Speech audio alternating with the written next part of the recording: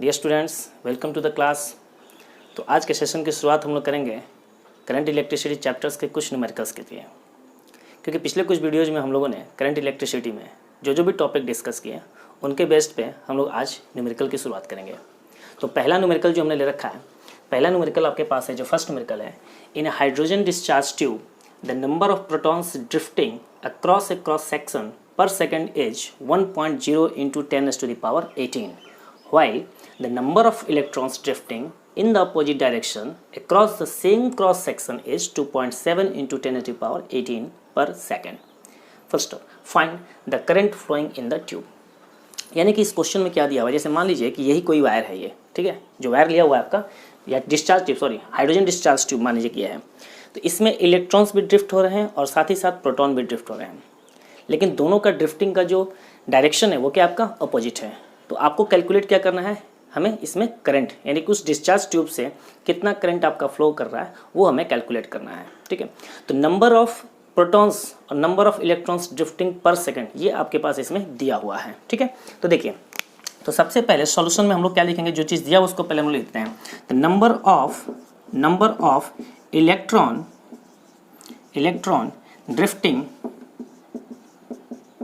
Drifting पर second कितना दिया हुआ आपका 1.0 into 10 raise to the power 18 electrons drifting, ठीक है ना।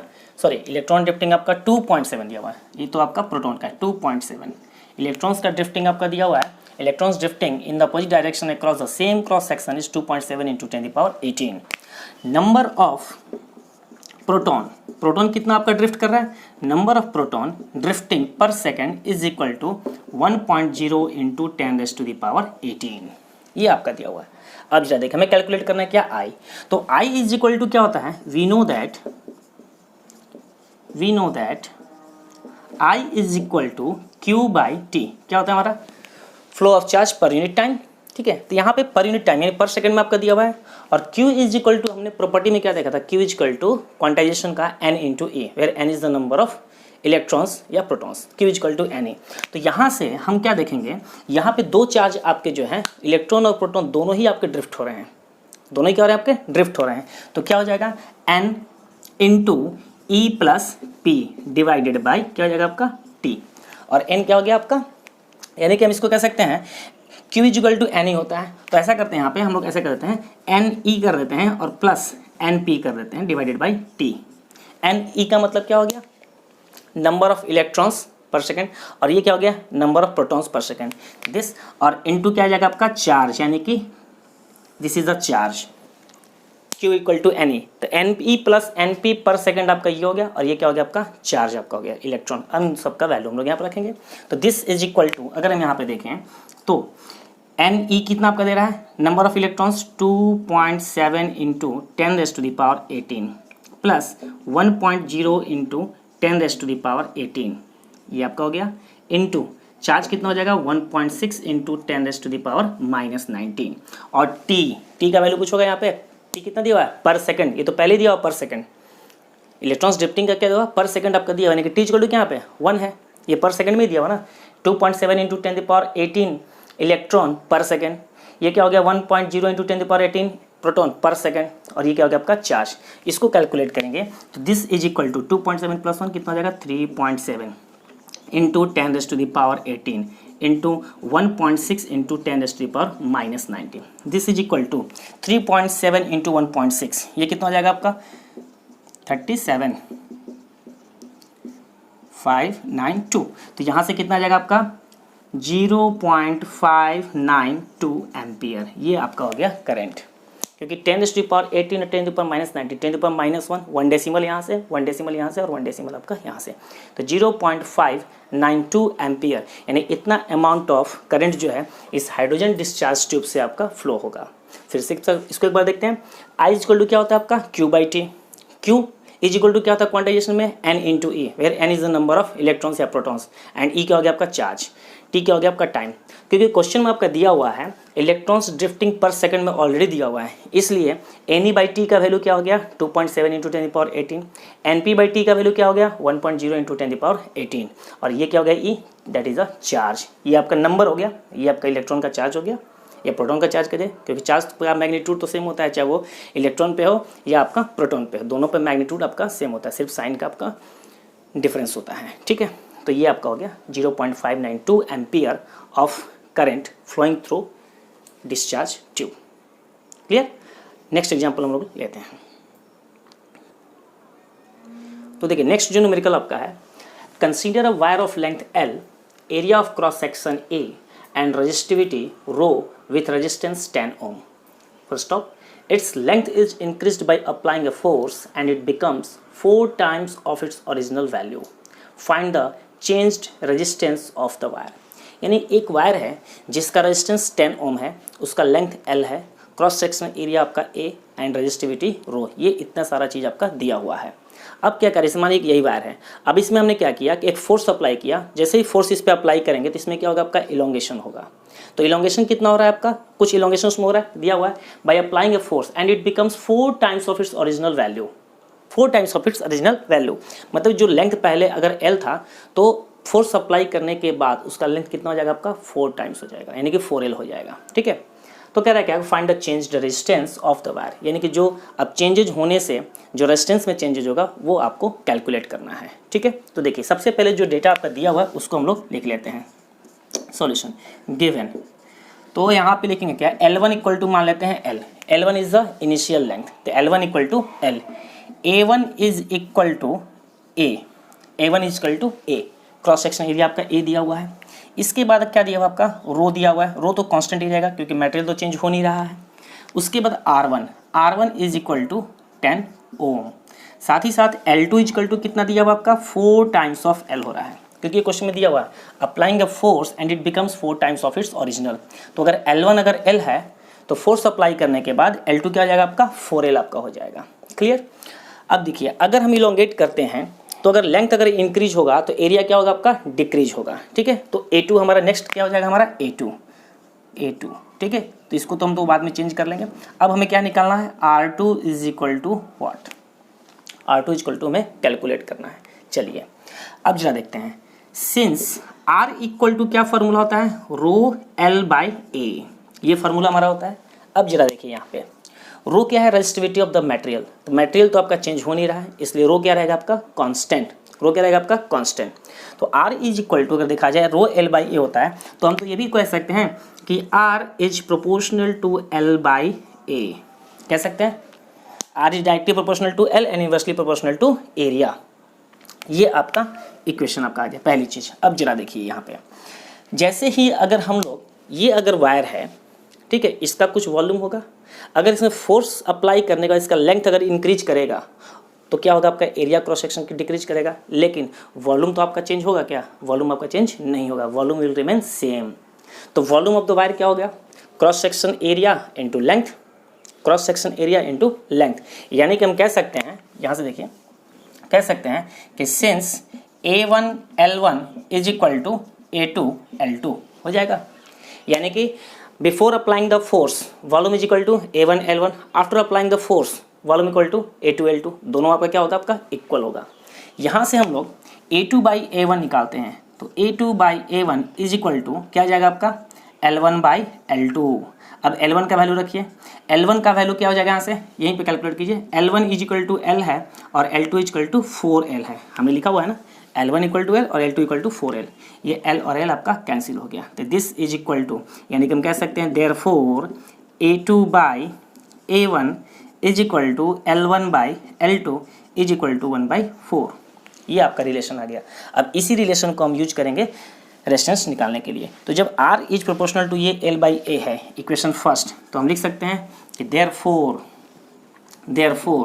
R1 by R2 is equal to, अब जरा देखिए R1 by R2 is equal to क्या हो जाएगा, A2 by A1 into L1 by L2, ये आपका हो जाएगा। कैसे, तो देखो यहाँ से R is equal to rho L by L है, यानी L1 by A1 divided by L2 by A2, तो A2 आपका ऊपर चला जाएगा, तो A2 बाई A1 हो जाएगा और L1 बाई L2 हो जाएगा। अब जरा देखिए this is equal to A2 by A1 का वैल्यू क्या है 1/4, यहाँ पे क्या लिखेंगे 1/4 इंटू L1/L2 का वैल्यू क्या है 1/4, यहाँ पे क्या आ गया 1/4, दिस इज इक्वल टू 1/16, यानी R1/R2 इक्वल टू क्या आ गया 1/16। तो हमें R2 का वैल्यू चाहिए, तो R2 is equal to 16 times of R1, और R1 कितना दिया हुआ है 10, this is equal to 160 ohm, यानी R2 इक्वल टू क्या आ गया आपका 160 ओम। तो फिर से एक बार देखिए क्वेश्चन में आपका क्या दिया हुआ था, ओरिजिनल लेंथ, फोर्स जब आप अप्लाई कर रहे हो तो फोर्स अप्लाई करने के बाद क्या हो रहा है आपका लेंथ जो है क्या हो रहा है आपका 4 टाइम्स इंक्रीज कर रहा है, 4 टाइम्स आपको हो जा रहा है। तो L1 इक्वल टू L हमने लिया, A1 इक्वल टू A लिया, R1 आपका दिया हुआ है, L2 equal to 4L and R2 equal to what, R equal to ये आपका फॉर्मूला होता है, हम कह सकते हैं रेजिस्टिविटी तो कांस्टेंट है इसलिए R is proportional to L/A। अब यहाँ पे क्या हो जाएगा आपका A1 L1 equal to A2 L2, तो A2/A1 equal to L1/L2, L1 का वैल्यू L, L2 का वैल्यू 4L, L और L कैंसिल, रिलेशन क्या आ गया A2/A1 is equal to L1/L2 is equal to 1/4। अब हमें कैलकुलेट करना है, यहाँ से हमने क्या लिया R1/R2 is equal to E2/A1 into L1/L2। कैसे आया, तो यहाँ से L1/A1 करेंगे, डिवाइड करेंगे तो A2 आपका ऊपर चला जाएगा, वहाँ से ये रिलेशन आएगा। हमने A2/A1 का वैल्यू 1/4 और L1/L2 का वैल्यू 1/4 दोनों पुटअप किया, R1/R2 equal to 1/16, R2 equal to 160 ohm. तो ये था हमारा। तो नेक्स्ट जो हमारा एग्जांपल है, देखिए a copper wire has a square cross section of 6 mm on a side, the wire is 10 metre long and carries a current of 3.6 ampere, the density of free electron is 8.5 into 10⁻28 per meter cube, this is the sign of per meter cube, find the magnitude of part A, the current density in the wire, part B, the electric field in the wire, and part C, how much time is required for an electron to travel the length of wire, given rho यानी resistivity is equal to 1.72 into 10⁻8 ohm meter। यानी question में क्या दिया हुआ है कि एक wire है जिसका लेंथ आपका दिया हुआ और उस वायर का क्रॉस सेक्शन कैसा आपका स्क्वायर शेप में है, ठीक है, लेंथ दिया हुआ है, क्रॉस सेक्शन जो है वो कैसा शेप में है आपका सर्कुलर नहीं है, वो आपका स्क्वायर शेप में है, और उस स्क्वायर का साइड लेंथ आपका दिया हुआ है 6 mm, लेंथ 10 मीटर हो गया, और उस वायर में 3.6 एम्पियर का करंट आपका फ्लो हो रहा है, और जो चार्ज कैरियर है यानी इलेक्ट्रॉन्स का डेंसिटी आपका दिया हुआ है 8.5 इंटू 10⁻28 पर मीटर क्यूब, और हमें फर्स्ट पार्ट में कैलकुलेट करना है करंट डेंसिटी, सेकंड में कैलकुलेट करना है इलेक्ट्रिक फील्ड, एंड थर्ड में कैलकुलेट करना है how much time is required to travel the electrons from one end to another end. ठीक है, तो सबसे पहले जो डेटा आपके पास दिया हुआ उसको हम लोग लिख लेते हैं। तो यहाँ पे सबसे पहले L इक्वल टू कितना दिया हुआ, length of wire 10 metre, concentration कहते हैं इसको, डेंसिटी को हम लोग क्या कहते हैं, कंसंट्रेशन ऑफ चार्ज कैरियर्स भी कहते हैं। तो इलेक्ट्रॉन्स डेंसिटी कितना दिया हुआ आपका N इक्वल टू 8.5 इंटू 10⁻28 पर मीटर क्यूब, कितना दिया हुआ पर मीटर क्यूब। उसके बाद और क्या दिया हुआ, करंट दिया हुआ है, करंट कितना फ्लो कर रहा है आपका 3.6 एम्पियर, करंट आपका 3.6 एम्पियर आपका फ्लो कर रहा है। ओके, साइड स्क्वायर का साइड कितना दिया हुआ है 6 mm दिया हुआ है, इसको हम कन्वर्ट करेंगे तो 6 इंटू 10⁻³ मीटर में। ठीक है, और आपके पास रेजिस्टिविटी कितना दिया हुआ है तो 1.72 इंटू 10⁻8 ओम मीटर, इतना सारा चीज़ आपका दिया हुआ है।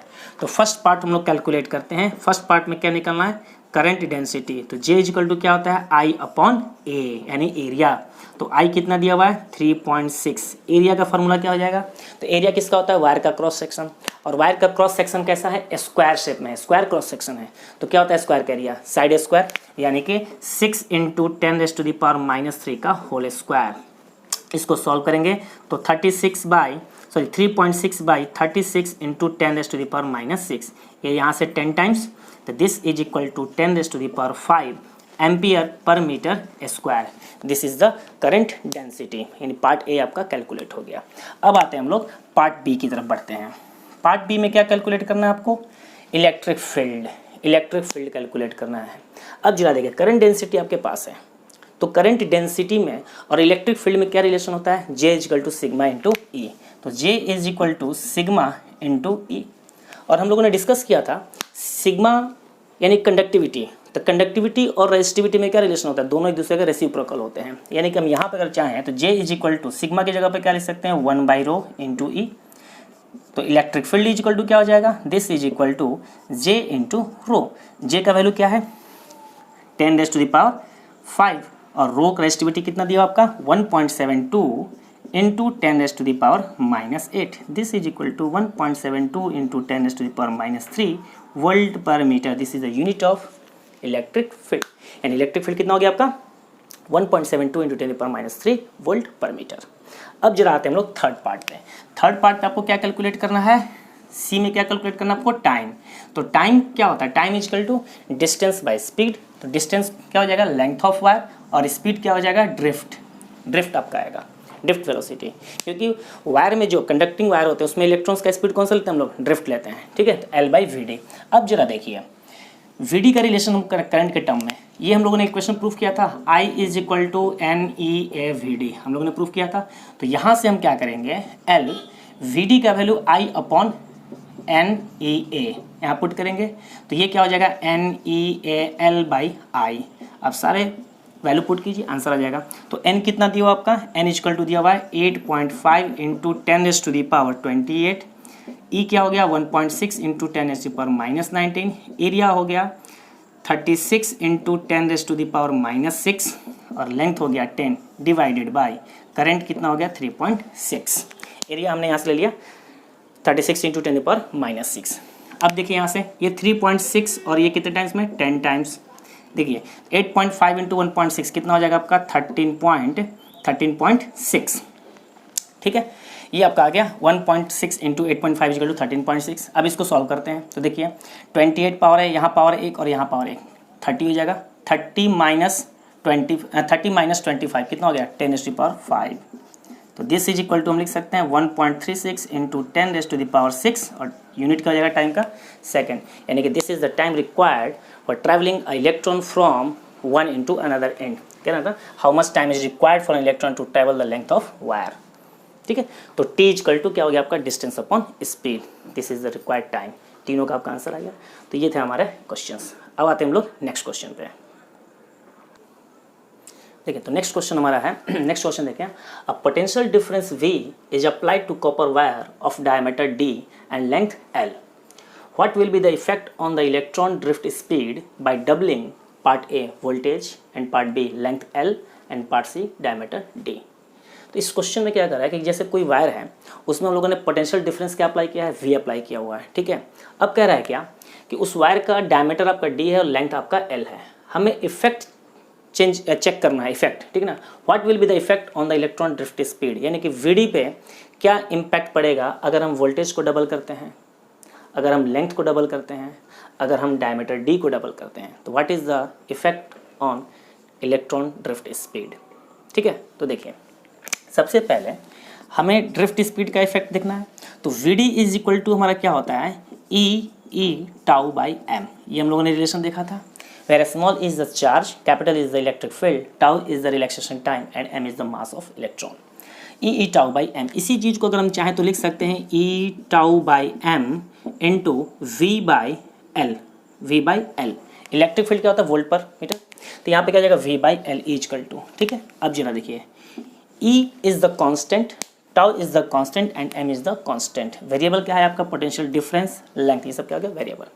अब जरा देखें यहाँ पे VD, तो VD जो है किस पे डिपेंड कर रहा है, वोल्टेज पे, और किस पे डिपेंड कर रहा है आपका, लेंथ पे। तो फर्स्ट पार्ट क्या है, वोल्टेज का केस, अगर हम डबल करते हैं वोल्टेज को तो ड्रिफ्ट स्पीड क्या होगा। तो देखिए part A, since VD is directly proportional to potential difference हो रहा है, ये आपका कांस्टेंट पूरा हो गया। तो VD इज प्रोपोर्शनल टू, यहाँ से हम चाहें तो ऐसे भी लिख सकते हैं VD is proportional to V and inversely proportional to L, length L लिख सकते हैं।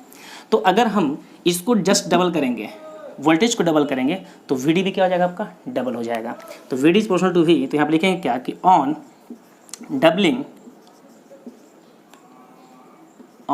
डबलिंग वोल्टेज, अगर वोल्टेज को हम डबल करते हैं तो क्या हो जाएगा, on doubling voltage VD will be doubled, VD भी क्या हो जाएगा आपका, डबल हो जाएगा। अगर हम लोग वोल्टेज को डबल करेंगे तो VD भी क्या हो जाएगा आपका, डबल हो जाएगा।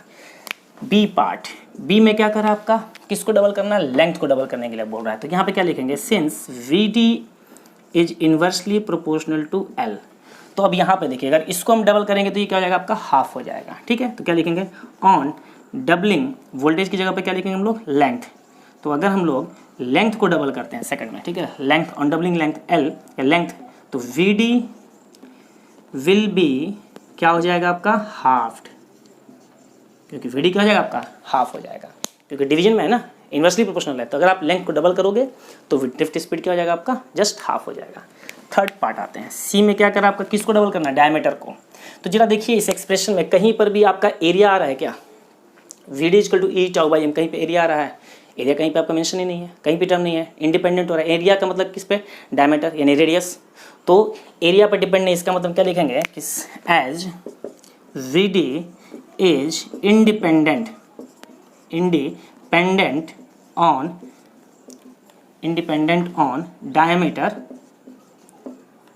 डायमीटर डी, तो क्या हो जाएगा कॉमा, तो देयरफॉर यहाँ पे क्या लिखेंगे, देयरफॉर ऑन डबलिंग डायमीटर, अगर हम डायमीटर को डबल भी कर दो कोई फर्क पड़ेगा नहीं, तो on doubling diameter VD will remain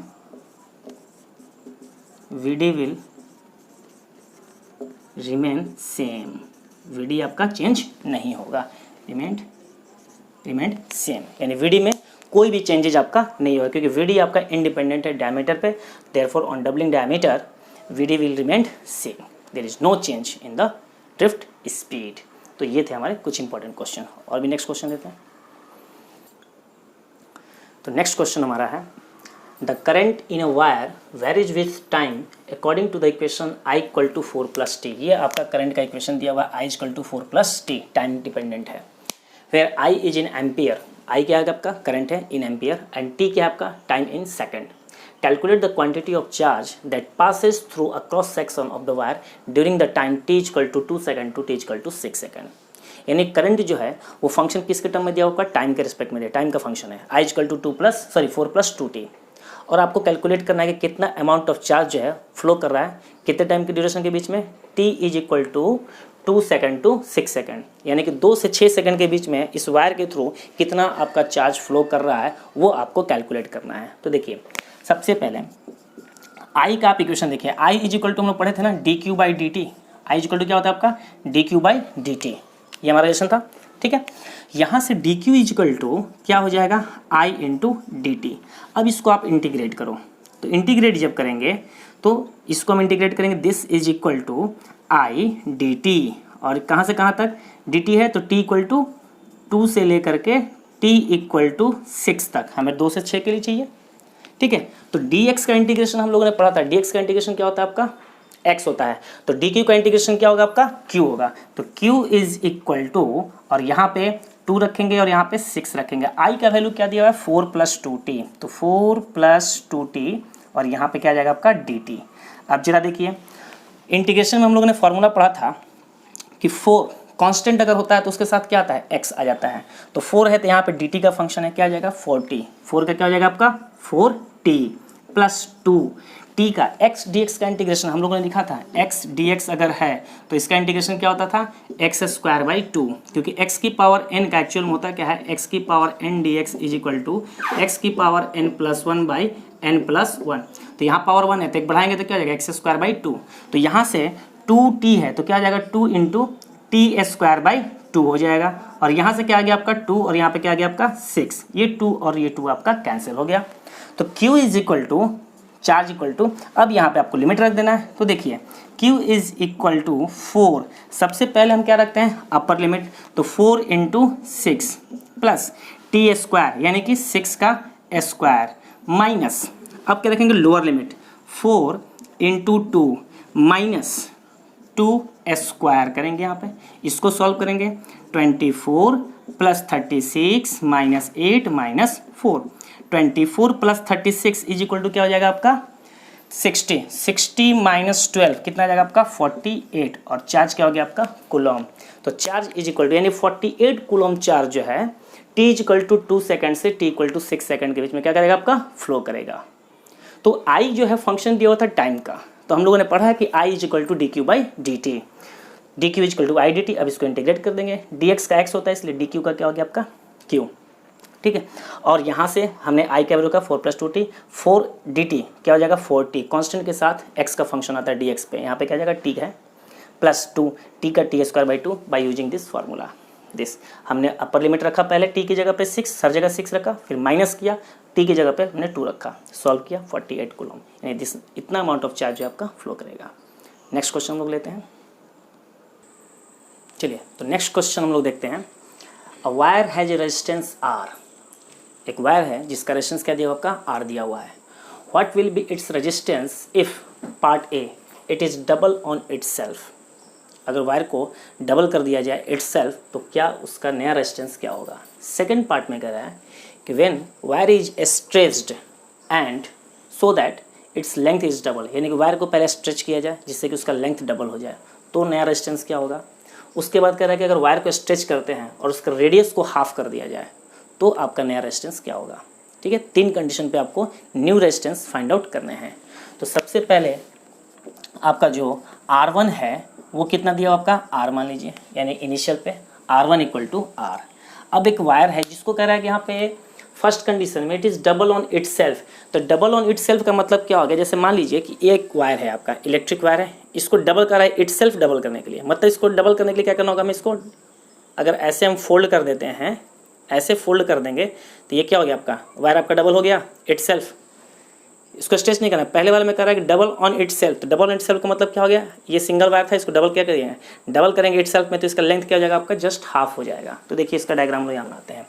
पहले जो है ये आपका मान लीजिए कि ये आपका वायर है, ठीक है, ये आपका हो गया क्रॉस सेक्शन एरिया आपका हो गया,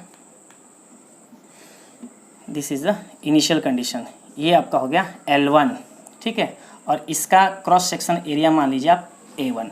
अब इस वायर को करा हाफ करने डबल करने के लिए इटसेल्फ, तो डबल करने के लिए इटसेल्फ क्या करना होगा, मैं ये ऐसे मान लीजिए, ठीक है, ये आपका हो गया और ये आपका हो गया, ऐसे हमने कर दिया, सपोज ये लीजिए हमने डबल कर दिया इसको। डबल जब करेंगे तो ये लेंथ क्या हो जाएगा आपका जस्ट हाफ हो जाएगा, यानी कि L2 इज इक्वल टू क्या हो जाएगा L1/2 हो जाएगा। L2 इज इक्वल टू क्या हो जाएगा आपका L1/2। तो इस कंडीशन पे आपको कैलकुलेट करना है रेजिस्टेंस, आपको फाइंड आउट करना है, ठीक है। तो पहला पार्ट हम लोग लेते हैं पार्ट ए। तो देखिए या पहले ये लिखते हैं कि since R is equal to क्या होता है ρL/A, ये फार्मूला आपका होता है, यानी कि R is proportional to L और इन्वर्सली प्रोपोर्शनल टू A। तो यहाँ से हम रिलेशन क्या आएगा, R1/R2 is equal to A2/A1 into L1/L2, ये आपका रिलेशन होगा। देखिए R इज इक्वल टू रो तो रेजिस्टिविटी तो आपका कांस्टेंट है, तो L1/A1 और डिवाइड बाई L2/A2 करोगे तो A2 कहाँ चला जाएगा, ऊपर चला जाएगा, यानी कि ये आपका रिलेशन आ गया R1/R2 इज इक्वल टू ये आपका जनरलाइज रिलेशन हो गया। अब 1 by 1 कंडीशन को हम लोग फॉलो करेंगे। तो पहला कंडीशन में फर्स्ट पार्ट में देखिए R1/R2 इज इक्वल टू क्या हो जाएगा, R1/R2 A2 का वैल्यू अगर देखिए तो सबसे पहले हम लोग A1 और A2 में रिलेशन निकालते हैं। वॉल्यूम क्या होगा आपका सेम ही रहेगा, यानी कि A1L1 is equal to A2L2, तो A2/A1 इज इक्वल टू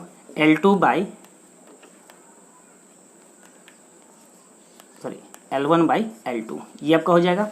और L1 इज इक्वल टू हमने क्या लिया है कैपिटल L1, इसको कैपिटल L1 रखिए, चलिए, और यहाँ पे क्या हो जाएगा L1/2, तो दिस इज इक्वल टू क्या आ गया आपका 2 आ गया, यानी कि A2/A1 is equal to L1/L2 is equal to क्या आ गया आपका 2 आ गया फर्स्ट केस के लिए। तो अब जरा देखिए यहाँ से हम लोग तो देयरफॉर R1/R2 नहीं R1/R2 तो R1/R2 is equal to A2/A1 into L1/L2, तो A2/A1 का वैल्यू और L1/L2 का वैल्यू दोनों का वैल्यू क्या है 2 है, तो यहाँ पे क्या आ जाएगा 2 × 2, यानी कि R1/R2 इज इक्वल टू क्या आ गया आपका 4 आ गया। तो R2 is equal to R1/4, R2 is equal to क्या आ गया आपका R1/4, this is the required value, यानी फर्स्ट केस के लिए क्या आ गया आपका ये रिलेशन आपका आ गया R2 is equal to R1/4 आ गया। अब हमें जो है सेकेंड पार्ट के लिए जब हम उसको स्ट्रेच कर रहे हैं तो स्ट्रेच में 2 कंडीशन है।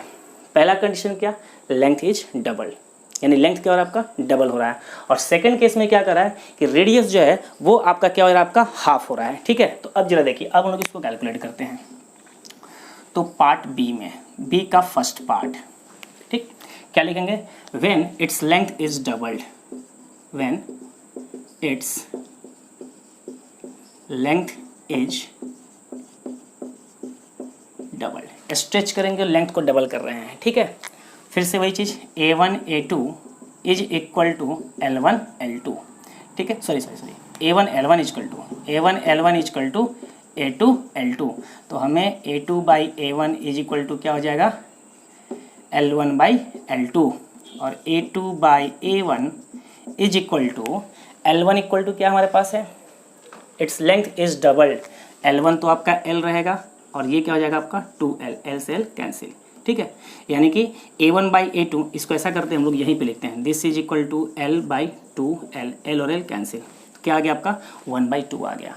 तो therefore R1 by R2 equal to क्या एक्सप्रेशन था हमारे पास A2 बाई A1 और इंटू L1 बाई L2, तो A2 बाई A1 का वैल्यू भी क्या आ गया 1/2, L1 बाई L2 का वैल्यू भी क्या आ गया 1/2, यानी कि R1 बाई R2, तो R2 is equal to 4R1 और R1 इक्वल टू क्या दिया हुआ आपका R दिया हुआ है, तो ये क्या आ गया आपका 4R। यहाँ पे भी आप R1 का वैल्यू क्या लिखेंगे हम लोग R1 this is equal to R2 equal to R/4, क्योंकि R1 तो दिया हुआ है R, तो ये क्या आ गया आपका R2 इक्वल टू 4R आ गया। ये दो केस हो गया। अब आते हैं हम लोग तीसरे केस पे, कब इट्स रेडियस इज हाफ्ड, यानी रेडियस को मैं क्या करना है हाफ करना है उस केस में, ठीक है। तो इसको हम लोग इरेज कर लेते हैं। चलिए तो अब देखिए हम लोग रेडियस को हाफ करेंगे, ठीक है। तो रेडियस को जब हम हाफ करेंगे तो क्या चेंजेज होंगे, तो देखिए हमारे पास जो रिलेशन है वो क्या है, हम वही रिलेशन यूज करेंगे A2 बाई L1 वाला। तो सबसे पहले हम निकालते हैं A2 by A1 is equal to क्या आएगा, तो क्या होता है पाई R1 स्क्वायर, तो यहाँ पे क्या लिखेंगे पाई R2 square by pi R1 square, ठीक है। सेकंड केस यहाँ पे लिख देते हैं हम लोग B का सेकंड पार्ट। तो A2 का वैल्यू क्या हो जाएगा पाई R2 स्क्वायर, A1 का क्या हो जाएगा पाई R1 स्क्वायर, पाई से पाई आपका कैंसिल। अब देखिए रेडियस को हाफ कर रहे हैं, यानी कि R2 इज इक्वल टू क्या हो जाएगा आपका R1 बाई 2, रेडियस को हम लोग हाफ कर रहे हैं, तो अगर R1 को हम R लेंगे तो R2 को क्या लेंगे हम लोग R/2, तो यहाँ पे क्या लिखेंगे R/2 और इसको क्या लेंगे R और पूरे का स्क्वायर कर देंगे, ये R और R कैंसिल, क्या आ जाएगा यहाँ पे क्या जाएगा आपका 1/4, ये क्या जाएगा आपका 1/4। यहाँ पे लिखते हैं कि since R1 equal to R, तो R2 इक्वल टू क्या आ जाएगा R/2, क्योंकि हम कौन सा केस ले रहे हैं व्हेन रेडियस इज हाफ्ड, यहाँ पे लिख दे रहा हूँ व्हेन रेडियस इज हाफ्ड, यानी पहले अगर R1 R है तो R2 क्या जाएगा R/2, तो यहाँ से हमारा रिलेशन आ गया। तो since A2 by A1 is equal to क्या होता है हमारा L1 बाई L2 होता है, और दिस इज इक्वल टू क्या हमारा A2 बाई A1 का वैल्यू कितना है 1/4, तो therefore R1 by R2 is equal to A2 by A1 into L1 by L2, तो A2 बाई A1 का वैल्यू क्या आ जाएगा 1/4 और इसका वैल्यू भी क्या आ जाएगा आपका 1/4, दिस इज इक्वल टू 1/16, तो R1 by R2 equal to 1/16, तो R2 इक्वल टू क्या लिखेंगे 16R1, तो R2 is equal to 16R, ये आपका आ गया रिलेशन। तो थर्ड वाले केस में आपका कह रहा था कि जब हम स्ट्रेच कर रहे हैं और रेडियस हमारा क्या हो रहा है हाफ हो रहा है, तो रेडियस हाफ हो रहा है तो पहले एरिया को कंपेयर करेंगे, तो A2 by A1 equal to area क्या होता है पाई R स्क्वायर, तो पाई R2 square by pi R1 square, pi pi cancel. अब जब R1 हम लेंगे R, तो R2 क्या हो जाएगा हाफ करने पे R/2, तो यहाँ पे R2 की जगह पर हमने लिखा R/2, यहाँ पे क्या लिखा R, टोटल का स्क्वायर कर दिया, R और R कैंसिल, 1/2 का स्क्वायर क्या आ गया 1/4। अब हम लोग पहले से यूज करते आ रहे हैं कि A2 by A1 equal to L1 by L2 होता है, तो A2 by A1 equal to L1 by L2 equal to क्या आ जाएगा 1/4, तो R1 by R2 equal to A2 by A1 into L1 by L2, दोनों का वैल्यू रखें सॉल्व किया हमारा आंसर आ गया। तो ये थे कुछ क्वेश्चंस जो हम लोगों ने लेक्चर 1 और लेक्चर 2 में करंट इलेक्ट्रिसिटी में जितने भी टॉपिक्स हम लोगों ने डिस्कस किए थे उन सभी के बेस्ड पे आपके ये सारे न्यूमेरिकल्स 1 बाय 1 करके कुछ अच्छे न्यूमेरिकल्स थे, ठीक है। तो इस तरह से हमारा ये, तो आज का सेशन हम लोग यहीं एंड करते हैं। नेक्स्ट वीडियो में नए टॉपिक के साथ कुछ नए न्यूमेरिकल्स के साथ फिर से मिलेंगे, तब तक के लिए धन्यवाद।